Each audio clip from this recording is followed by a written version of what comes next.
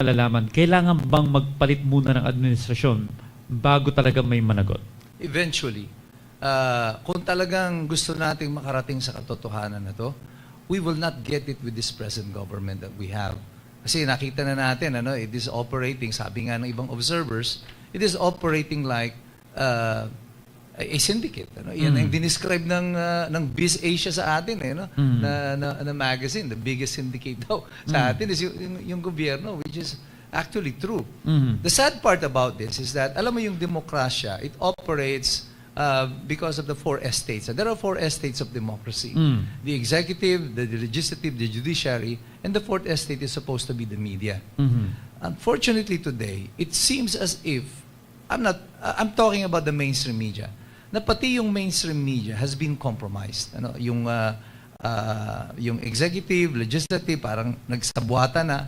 And then yung silence of the media on key and important social issues, political issues, is indicative of yung sabwata na rin with the government. Isa na lang ang natitirang estate. Our last line of defense now is the judiciary.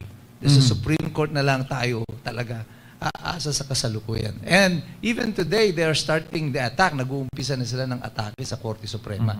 May mga pahiging na sila. So hindi nakakampi ng publiko ang Department of Justice?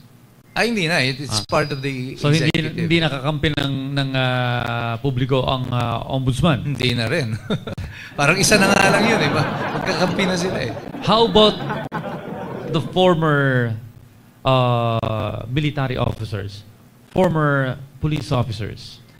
Itong marami sa mga retired military officers, nakakalungkot dyan. Kung sino pa yung mga retirado, sila yung talagang masigasig na nagsasabi, nagsisiwalit ng katotohanan. Marami sa mga in the active service now are afraid to, of course, they're not allowed to express their opinion openly in public. However, makikita mo na parang very reluctant ang action pati sa kapulisan. I'm not referring to the ordinary police officers. I'm referring to the officers.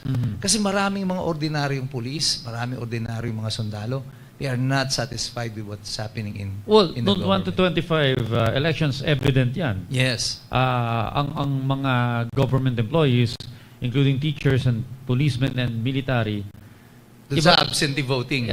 Iba yung binoto. Alam naman po natin yan. Alam natin yan. 80%. 80%. So, ano yung triggering factor para kumilos din sila kung sakasakali? Well, right now, sa pagtatanong ko doon sa iba, siyempre, ang number 1 factor to kaya hindi sila makakilos, economics. They're thinking about the ranks, yung mga salary nila, yung privileges, na mawawala kung kumilos sila at mag-fail. Matatanggal sila sa serbisyo. One such clear example is Mungao. Si Odi Mungao. Who withdrew his personal support to the president.